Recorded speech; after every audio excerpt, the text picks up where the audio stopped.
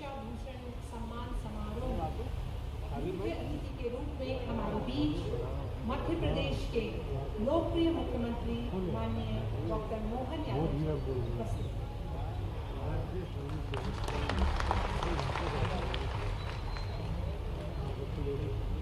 उज्जैन की पावन धरती पर आपका जन्म हुआ। आपने विज्ञान में स्नातक होने के पश्चात LLB, MBA और राजनीतिक विज्ञान में PhD की उपाधि प्राप्त। आप छात्र जीवन से ही राजनीति में सक्रिय रहे। अखिल भारतीय विद्यार्थी परिषद के कई दायित्वों का निर्वाह करते हुए आपने सामाजिक क्षेत्र में भी काफी काम किया। मध्य प्रदेश में पर्यटन के निरंतर विकास के लिए वर्ष 2012 एवं 2013 में आपको राष्ट्रपति द्वारा सम्मानित किया गया। आप लगातार 3 बार से उज्जैन दक्षिण विधानसभा से निर्वाचित हो रहे हैं। पूर्व में आप उच्च शिक्षा विभाग के कैबिनेट मंत्री के दायित्व पर रहे। आपके नेतृत्व में मध्य प्रदेश में राष्ट्रीय शिक्षा नीति का सफलतापूर्ण क्रियान्वयन किया गया और साथ ही 54 नए महाविद्यालयों को भी खोला गया। आपके द्वारा लिखी हुई पुस्तक उज्जैनी का पर्यटन एवं विश्वकाल गणना का केंद्र डोंगला काफी लोकप्रिय है। मैं आग्रह करूंगी मध्य प्रदेश शिक्षक संघ के महामंत्री श्री राकेश गुप्ता जी एवं अध्यक्ष श्री छत्रवीर सिंह राठौर जी से कि वे कृपया सामने आए और मुख्यमंत्री जी का स्वागत।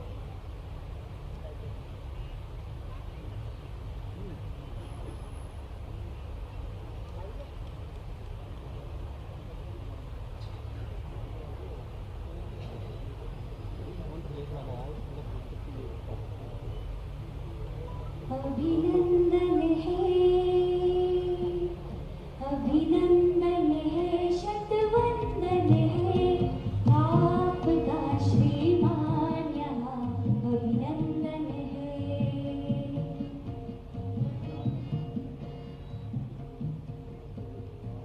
आपका श्रीमान यहाँ अभिनंदन है, अभिनंदन है, अभिनंदन है, शतवंदन है आपका श्रीमान यहाँ अभिनंदन है, आपका श्रीमान यहाँ अभिनंदन है। ये हमारा परम सौभाग्य है कि आज हमारे बीच श्री क्षेत्र वाल्मीकि धाम पीठाधीश्वर उज्जैन माननीय संत पूज्य श्री बाल योगी उमेश नाथ जी महाराज हमारे बीच आज उपस्थित हैं।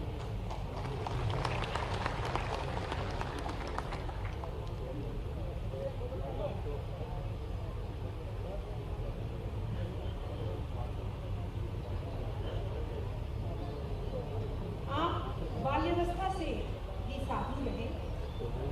आपके द्वारा अवंतिकापुरी उज्जैन में वाल्मीकि समाज के धर्मगुरु श्री भूषित स्वामी सोहन दास जी महाराज की समाधि स्थल पर श्री क्षेत्र वाल्मीकि धाम का निर्माण किया गया। आपके आश्रम में भारतीय आचरण और परंपरा के अनुसार गुरुकुल जैसी व्यवस्था है। आपके द्वारा समाज हित के कई प्रकल्प प्रारंभ किए गए। आप 1992 से 8 प्रांतों के राजकीय अतिथि रह चुके हैं। समाज में एकता, समरसता, सद्भाव और मानवीय मूल्यों को बनाए रखने के लिए आपकी प्रतिबद्धता समाज के समक्ष एक अनुकरणीय उदाहरण है। आपकी उपस्थिति हमारे लिए आशीर्वाद स्वरूप। मैं आग्रह करूंगी शैक्षिक महासंघ के अध्यक्ष प्रोफेसर नारायण लाल गुप्ता जी एवं वरिष्ठ उपाध्यक्ष महेंद्र कुमार जी से कि वे कृपया स्वामी जी का स्वागत करें।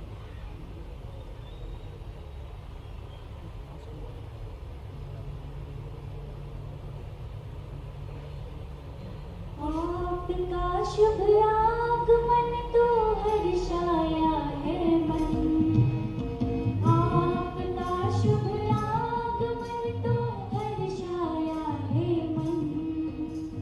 खिल उठी किरण किरण, खिल उठा चमन, करे हम शतवंदन, करे हम शतवंदन, करे हम शतवंदन, करे हम शतवंदन।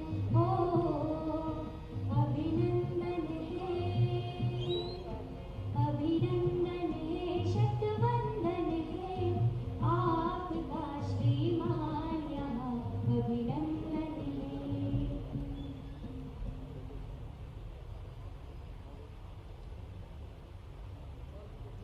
हमारे बीच मार्गदर्शन हेतु माननीय श्री सुरेश सोनी जी उपस्थित हैं। माननीय सोनी जी का जन्म गुजरात प्रांत के सुरेंद्रनगर जिला में हुआ। आप 16 वर्ष की आयु से सामाजिक सरोकारों से जुड़ गए। आपातकाल के समय सक्रिय राष्ट्रभक्ति के कारण आपको प्रताड़ना सहनी पड़ी और आप इंदौर जेल में भी रहे। आपने राजनीति शास्त्र में परास्नातक किया। आप राष्ट्रीय स्वयंसेवक संघ में विभाग, जिला, प्रांत के दायित्वों का निर्वहन करते हुए पूर्व में सह सरकार्यवाह रहे। वर्तमान में आप अखिल भारतीय कार्यकारिणी के सदस्य हैं। आप एक चिंतक, लेखक होने के नाते कई पुस्तकों का लेखन कर चुके हैं। उनमें से लोकप्रिय और उल्लेखनीय पुस्तकें भारत में विज्ञान की उज्ज्वल परंपरा, गुरुत्व यानी हिंदुत्व, भारत अतीत, वर्तमान और भविष्य लोकप्रिय है। आपका वाक़ई हमें आज मिलेगा, इसके लिए हम सौभाग्यशाली हैं। मैं आग्रह करूंगी मध्य प्रदेश शिक्षक संघ कोषाध्यक्ष श्री संजय कुमार राउत जी एवं प्रदेश संगठन मंत्री एवं शिक्षक सम्मान आयाम के अखिल भारतीय प्रमुख श्री हिम्मत सिंह जैन जी से कि आप कृपया मंच पर आएं और माननीय सोनी जी का स्वागत करें।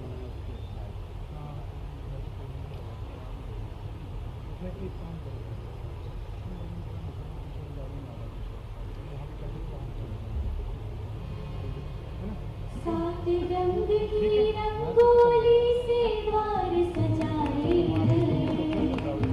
सात रंग की रंगोली से द्वार सजाए हैं। आपके शुभ आगमन पर गीत गाए हैं।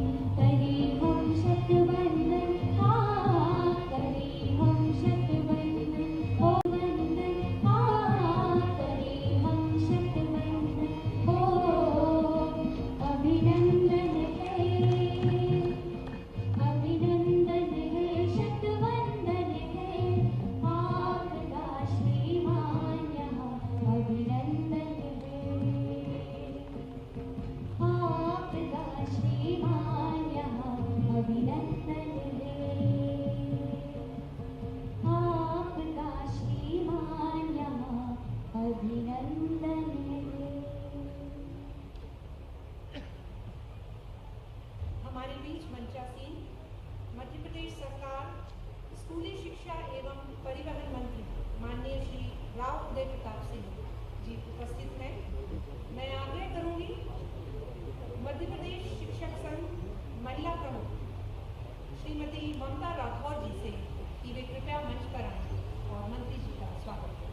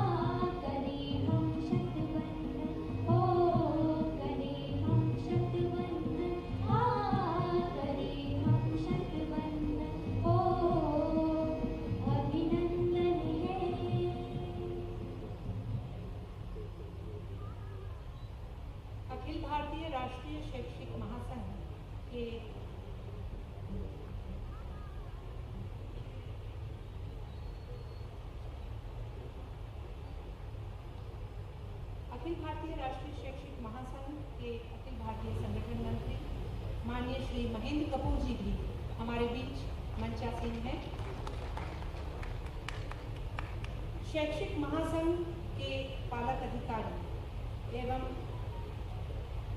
अखिल भारतीय बौद्धिक शिक्षण प्रमुख राष्ट्रीय स्वयंसेवक संघ माननीय श्री सुनील भाई मेहता जी भी सभागार में हमारे बीच उपस्थित हैं। आपका स्वागत है।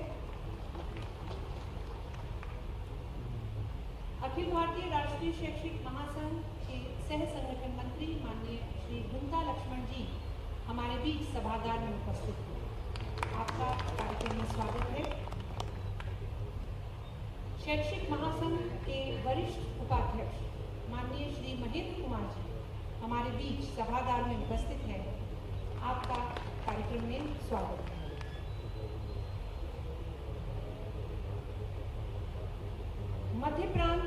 मध्य भारत प्रांत संघ चालक माननीय श्री अशोक जी पांडे हमारे बीच इस कार्यक्रम में उपस्थित हैं। आपका भी कार्यक्रम में स्वागत है। और अब मेरा आग्रह है कि सरस्वती वंदना के द्वारा कार्यक्रम का शुभारंभ किया जाए।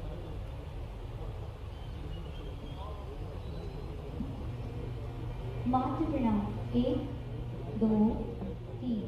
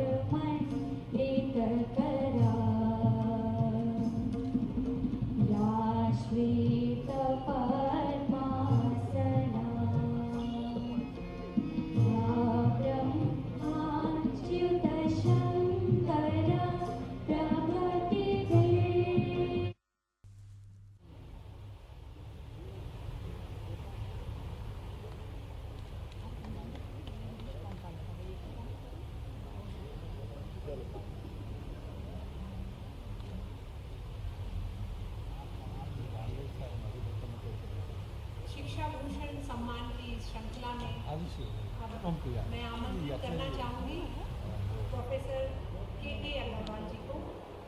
माननीय प्रोफेसर के अग्रवाल जी से आग्रह है कि आप कृपया मंच पर सामने आए।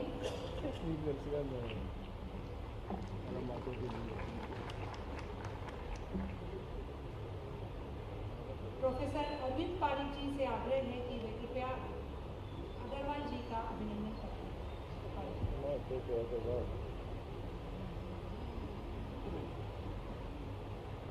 सम्मानित मंच को नमन करते हुए प्रोफेसर के अग्रवाल साहब के अभिनंदन पत्र का वाचन करता हूँ। अखिल भारतीय राष्ट्रीय शैक्षिक महासंघ शिक्षा भूषण अखिल भारतीय शिक्षक सम्मान विक्रम संवत 2081 अभिनंदन पत्र।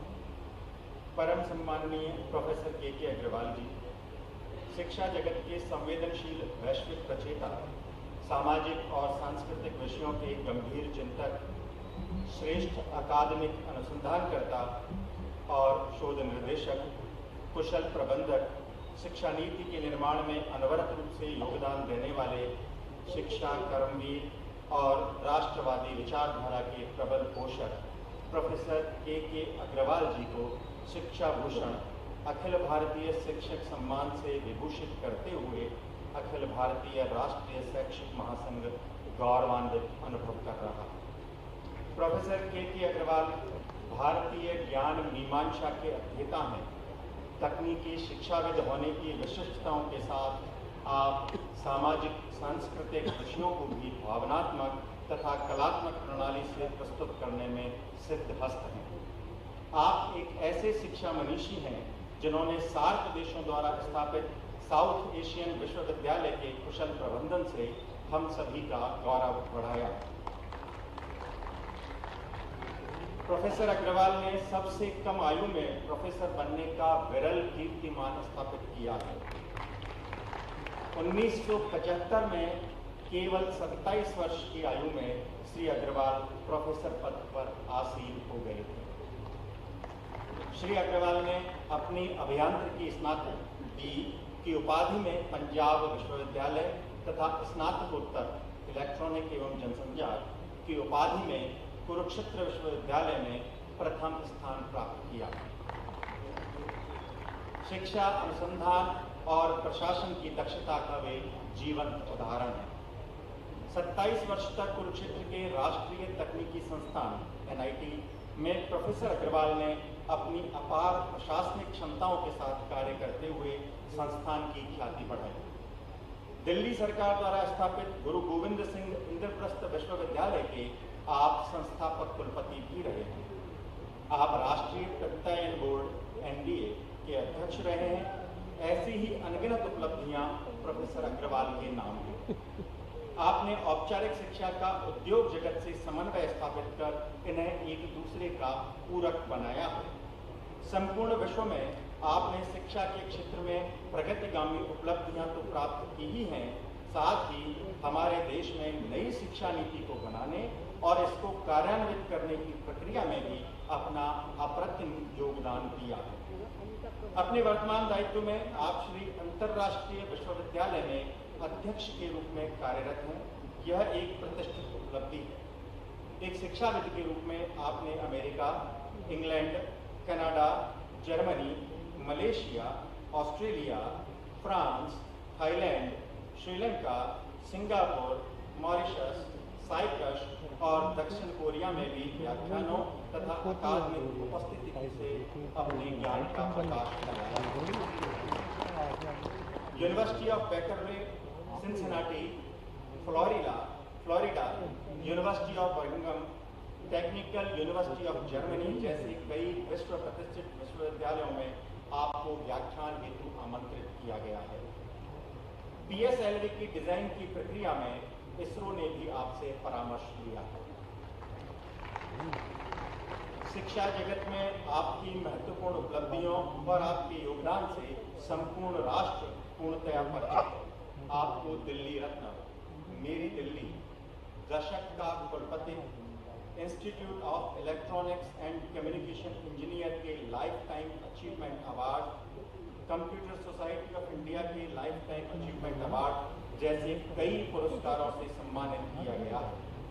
प्रबंधन तथा अनुसंधान में भारतीय जीवन दृष्टि तथा शिक्षा नीति के निर्माण में दिया गया मार्गदर्शन प्रोफेसर अग्रवाल को एक महान शिक्षक की श्रेणी में स्थापित करता है। राष्ट्रीय शिक्षा नीति निर्माण एवं क्रियान्विति में महती भूमिका, विश्व भर के उच्चतर शिक्षण संस्थानों में अकादमिक शिक्षण, प्रशिक्षण, शोध एवं अनुसंधान के साथ भारतीय अंतरिक्ष अनुसंधान संगठन इसरो को दी गई मार्गदर्शक सेवाएं आपको विश्व स्तरीय, विशिष्ट एवं श्रेष्ठ शिक्षक बनाते हैं। अखिल भारतीय राष्ट्रीय शैक्षिक महासंघ आपकी शिक्षा जगत में हुई कीर्ति की हार्दिक अभ्यर्थना करते हुए ईश्वर से आपके दीर्घायु एवं स्वस्थ आयुष्य की मंगल कामना करता है।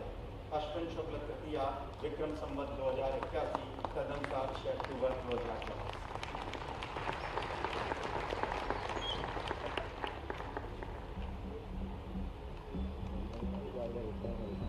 धन्यवाद तारिक जी। और मेरा पुनः आग्रह है सभी विशिष्ट अतिथियों से, पीठाधीश्वर बाल योगी जी, माननीय मुख्यमंत्री जी, माननीय सुरेश सोनी जी, आप शिक्षा भूषण सम्मान से प्रोफेसर KK अग्रवाल जी को सम्मानित करें।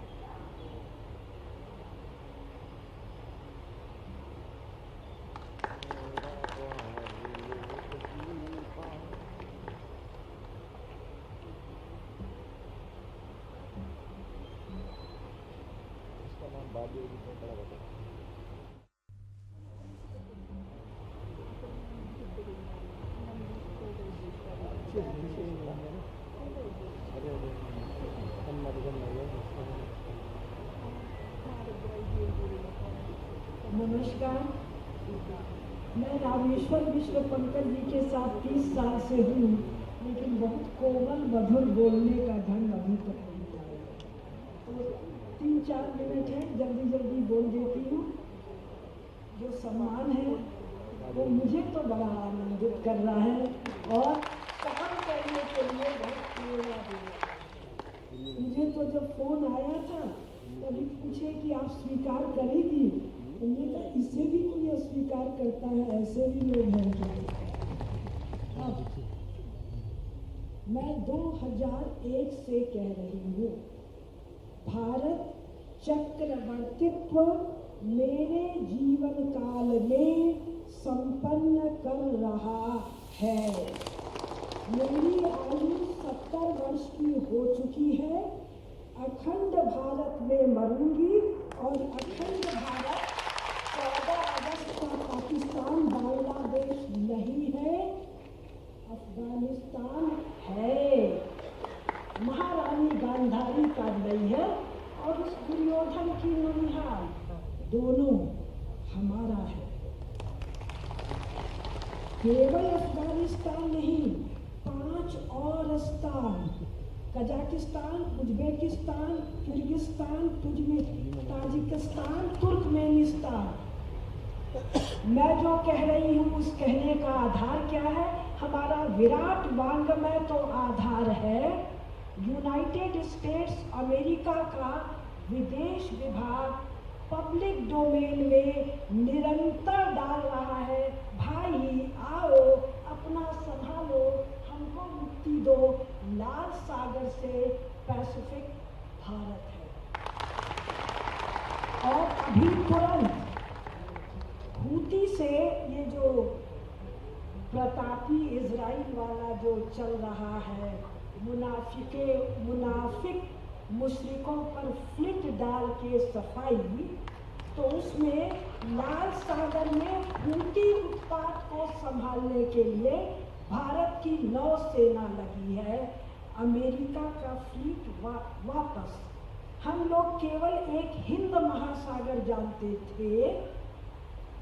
यूनाइटेड स्टेट्स ऑफ अमेरिका ने कॉइन किया है इंडो पैसिफिक, यानी अफ्रीका के तट से जापान तक ये सब हमारी वैसी ही झील है जैसी भोपाल की झील है। और हम सब अपने नरेंद्र का संवत और उनका अभिषेक करेंगे समस्त जम्बूद्वीप की पुण्य सलिला नदियों के जल से।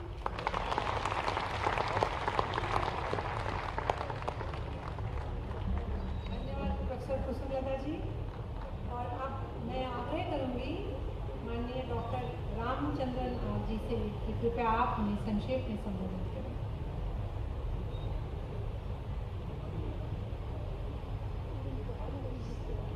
सरल संस्कृतेन द्युत्राणि वाक्यानि सर्वेषां पुरतः वक्तुकामः अस्मि। मंचे विराजमानानां स्वामिपादानां अत्यंत विख्यात मुख्यमंत्री वर्याणां, विद्या मंत्री वर्याणां, सर्वेषां मार्गदर्शकानां, समाज कल्याणाय स्वीकृत संकल्पितानां सुरेश्वरी महाभागानां, प्राध्यापक वर्याणां, सभांगणे विराजमानानां विद्वत् कल्लजानां सर्वेषां कृते मदीय नमस्कारान् समर्पयामि। एषा भूमिः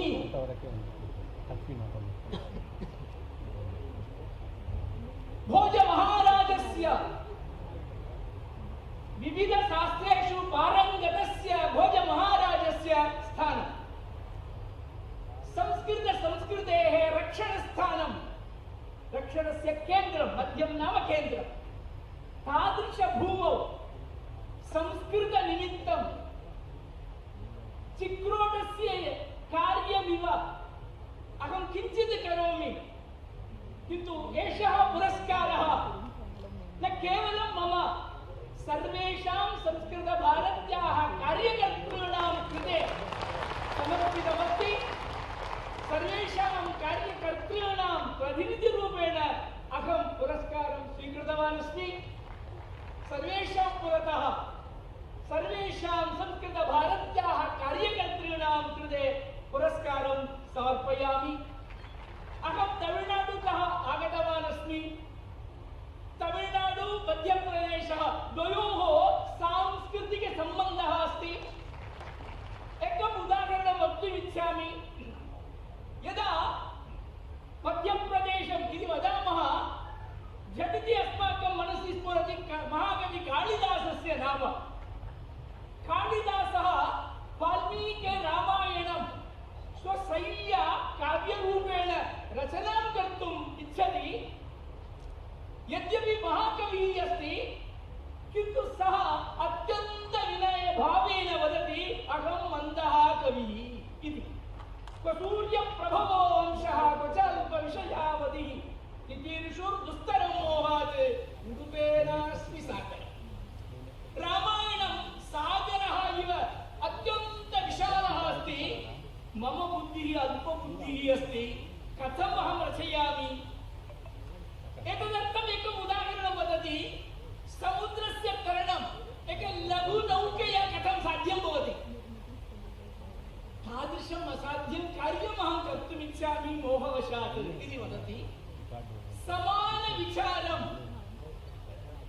वाल्मीकेः रामायणं तमिळ्भाषायां रचितवान् कम्बन् नाम महाकविः। समान विनयभावं सः वदति। रामायणं क्षीरसागरः इव अत्यन्तविशालः अस्ति। अहम् एकः बिडालः इव अस्मि। सम्पूर्णं सागरं पातुमिच्छामि। कारणं किं? मोहवशात् इति वदति। तादृश विचारयुक्ताः अस्माकं पूर्वजाः। तद् मध्यप्रदेशे वा भवन्तु, तमिळ्नाडु मध्ये वा भवन्तु, उत्तरप्रदेशे वा भवतु, दक्षिणभारते वा भवतु, विचारः समानः। संस्कृतेः सादृश्यं सर्वत्र अस्ति। एतादृश महापण्डितानां विद्वत्वर्गजानां महाजनानां पुरतः अहं विरुदं प्राप्तवान् इति अत्यन्तभाग्यमस्ति। कालिदासस्य भूमिः, भोजमहाराजस्य भूमिः। भोजमहाराजस्य राज्ये सर्वे जनाः कविजनाः एव। तदर्थम् एकः परीक्षणं कर्तुम् आगतवान्। एकः कुग्रामं गतवान्। गत्वा एकं तन्तुवायम् आहूतवान्। भवान् कवितां लिखति वा इति पृष्टवान्। सः उक्तवान्, समयः अस्ति, प्रयत्नं करोमि चेत् कवितां लिखामि इति।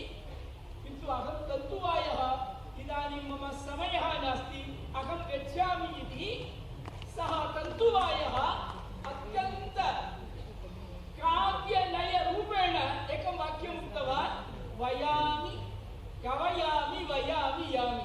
यदि समयः अस्ति सम्यक् कवयामि, काव्यं लिखामि। अहं तु तन्तुवायः, अहं मम कार्यं तन्तुवायकार्यमेव, अतः वयामि, इदानीं समयः नास्ति, अहं गच्छामि इति कवयामि वयामि यामि इति लघुवाक्येन तस्य प्रभावं प्रकटितवान्। तादृशभूमौ अहं पुरस्कारं प्राप्तवान्। सर्वेषां संस्कृतभारत्याः कार्यकर्तॄणां प्रतिनिधिरूपेण प्राप्तवान् इति अत्यन्तम् अनिर्वचनीयम् आनन्दम् अनुभवामि। तदर्थं सर्वेषां कृते मदीय धन्यवादान् समर्प्य विरमामि। वदतु संस्कृतं, जयतु भारतम्। धन्यवादं डॉक्टर रामचंद्रन जी। और अब मैं आग्रह करूंगी माननीय प्रोफेसर के अग्रवाल जी से कि आप हमें संक्षेप में संबोधित।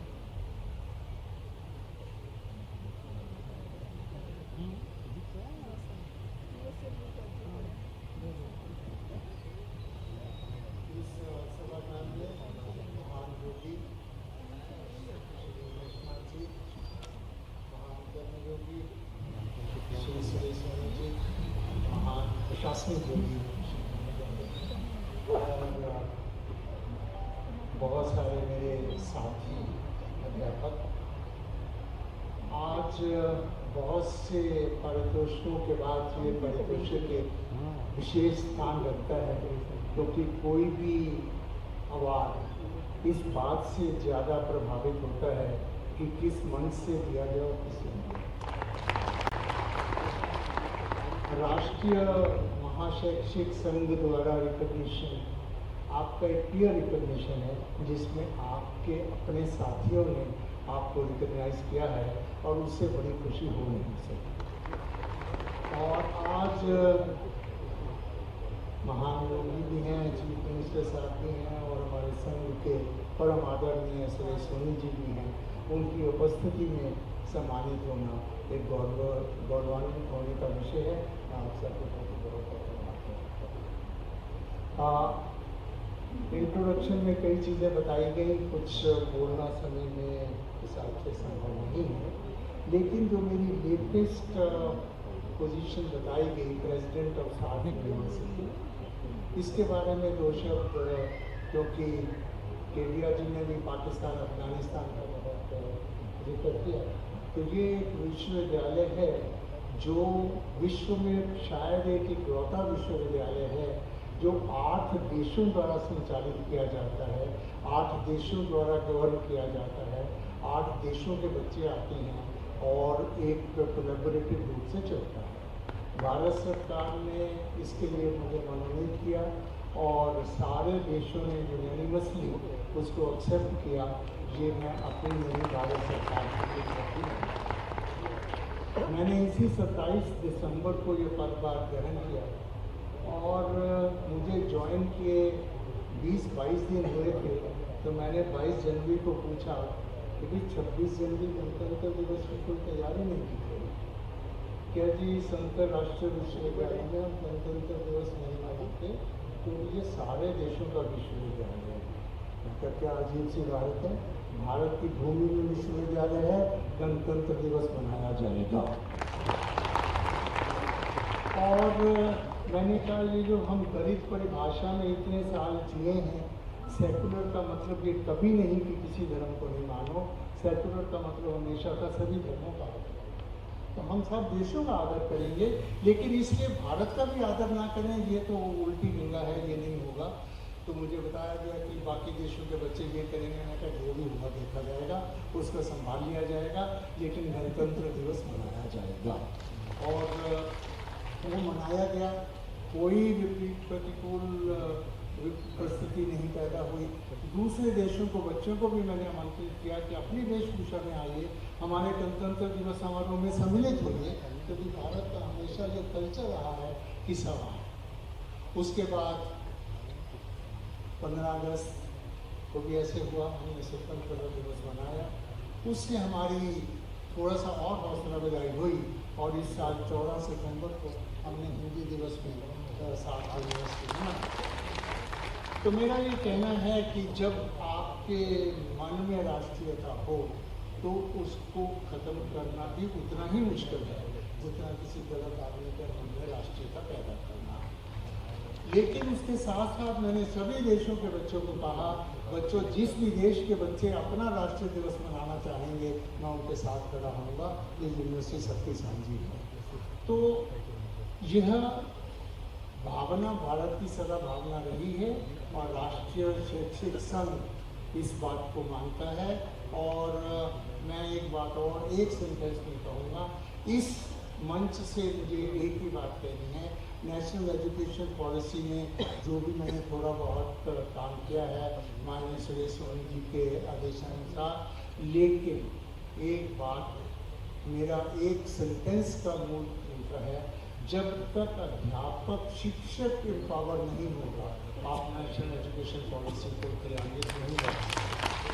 आप जितने मर्जी सप्लीमेंट्री कर दीजिए, जितने मर्जी प्रशासनिक ऑर्डर इशू कर लीजिए, जब तक इस देश का हर शिक्षक, स्कूली शिक्षक से लेकर विश्वविद्यालय के शिक्षक तक एम्पावर नहीं फील करेगा, इन्वॉल्व नहीं फील करेगा, इंगेज नहीं फील करेगा, कि शिक्षा नीति हम उस मुकाम तक नहीं ले जा पाएंगे।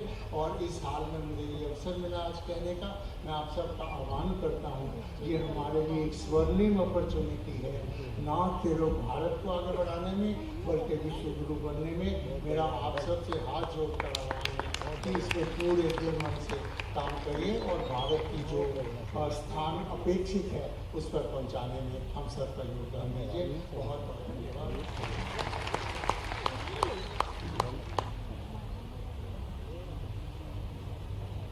धन्यवाद अग्रवाल जी।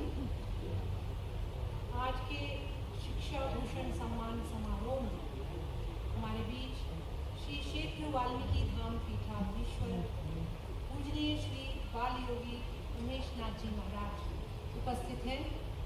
मैं महाराज जी से आग्रह करूंगी कि कृपया आप संत सानिध्य दें।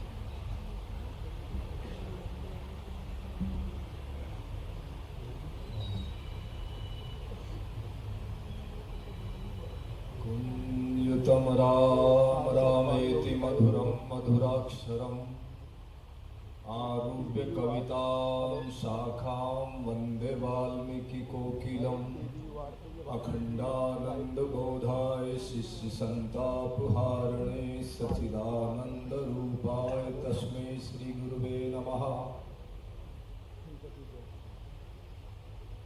सम्मानित मंच, जिस मंच को सुशोभित कर रहे हैं आरएसएस के परम पूज्य सुरेश सोनी जी और मध्य प्रदेश के यशस्वी मुख्यमंत्री जी और भगवान महाकाल की छत्र छाया में निवास करने वाले डॉक्टर मोहन यादव जी,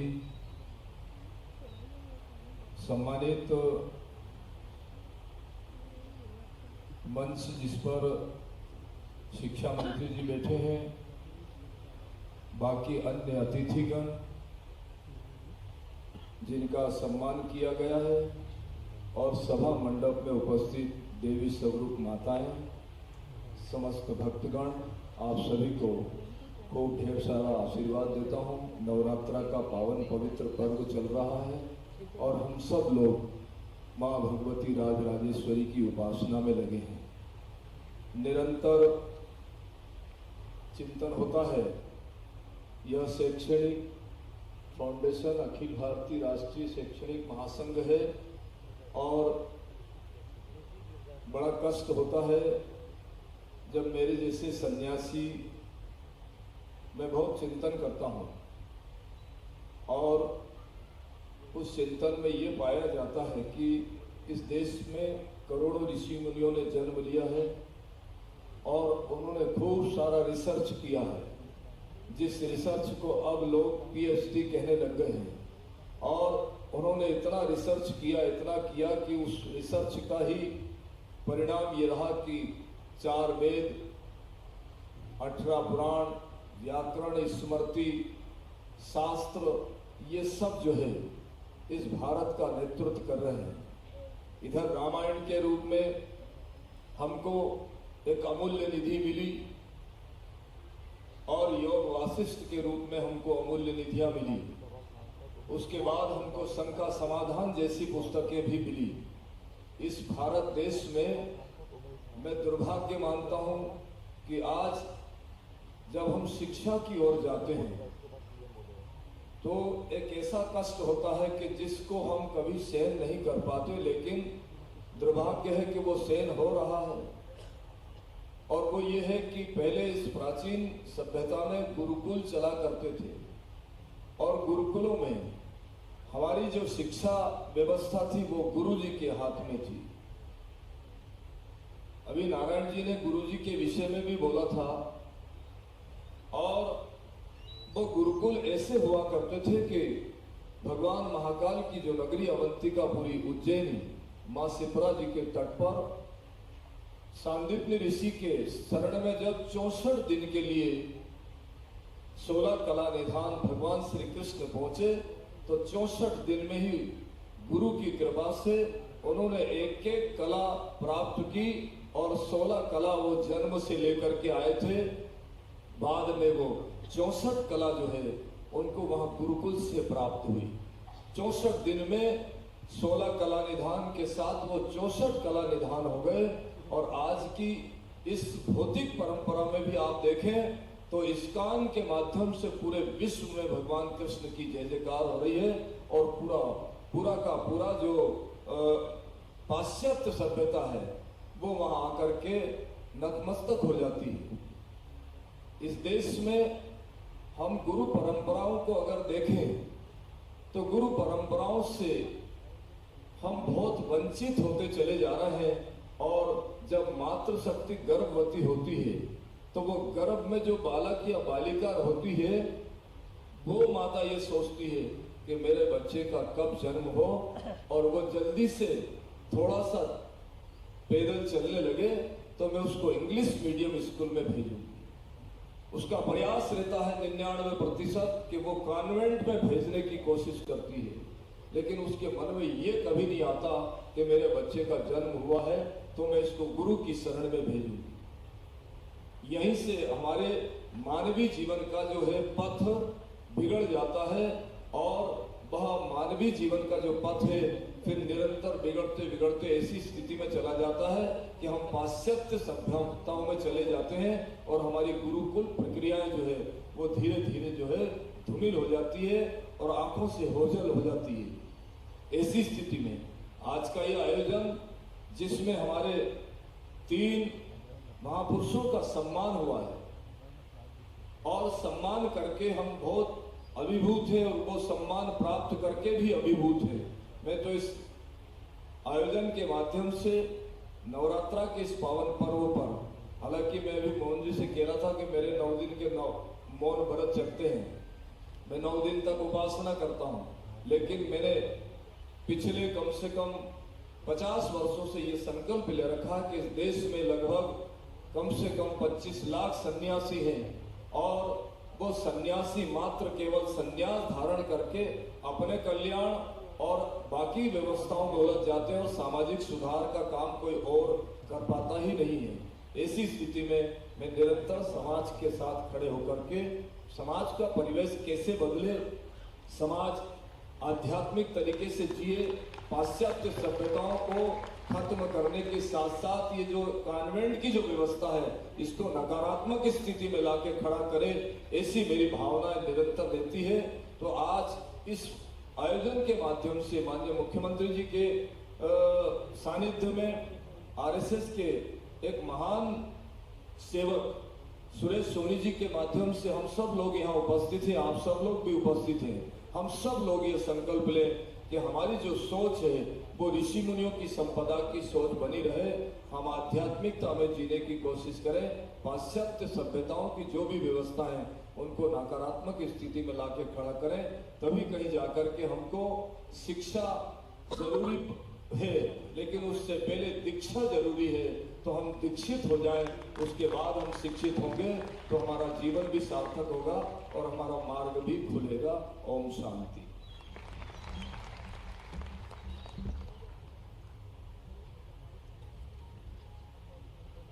आपके इस आशीर्वचन के लिए सहृदय धन्यवाद।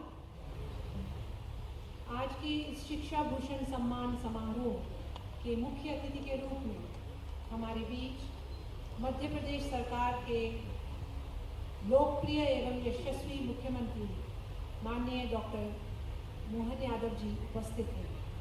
मैं आदरणीय मुख्यमंत्री जी से आग्रह करूंगी कि कृपया वे हमें संबोधित करें।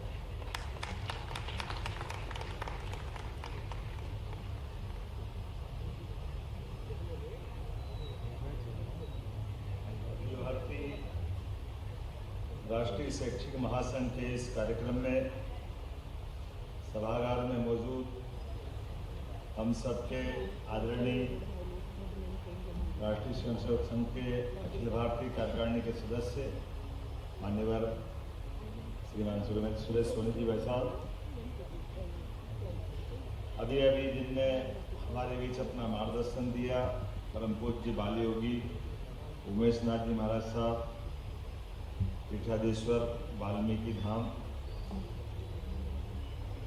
मंच पर ही मौजूद शिक्षा मंत्री श्रीमान राव उदय प्रताप सिंह जी, श्री महेंद्र सिंह जी संगठन महामंत्री, प्रोफेसर नारायण लाल गुप्ता जी, अध्यक्ष अखिल भारतीय राष्ट्रीय शैक्षिक महासंघ, डॉक्टर गीता भट्ट जी, डॉक्टर छत्रवी राठौर जी, आज यहाँ जिनका सम्मान हुआ है प्रोफेसर कुसुम लता केडिया जी, प्रोफेसर रामचंद्रन जी जो तमिलनाडु से हमारे बीच आए हैं, प्रोफेसर के अग्रवाल जी, इस अवसर पर मौजूद आप सब एक एक करके हमारे तीनों सम्मानित होने वाले बंधुओं ने अपना मनोगत बहुत अच्छे से रखा। भारत जी ने भी बात रखी। मैं महाराज जी की दो भूमिका देख रहा था, शैक्षिक महासंघ में बोलने के लिए आपको आमंत्रित भी किया और आपने चर्चा में कुछ कठिनाई भी बताई। जैसे मैं इस पर प्रश्न मेरे मन में आ रहा था कि हमारा ये गुरु पूर्णिमा से एक प्रश्न उलझता है हमेशा, इसका रास्ता हमने निकाला था इस बार सरकार के नाते से। गुरु पूर्णिमा पे शिक्षकों का सम्मान करना चाहिए कि नहीं करना चाहिए। गुरु और शिक्षक में जो अंतर है ये बड़ा चुनौतीपूर्ण मुद्दा है जिसको उठा करके मैंने गलती कर दी है, लेकिन मैं महाराज में वो उसका उत्तर ढूंढ रहा था।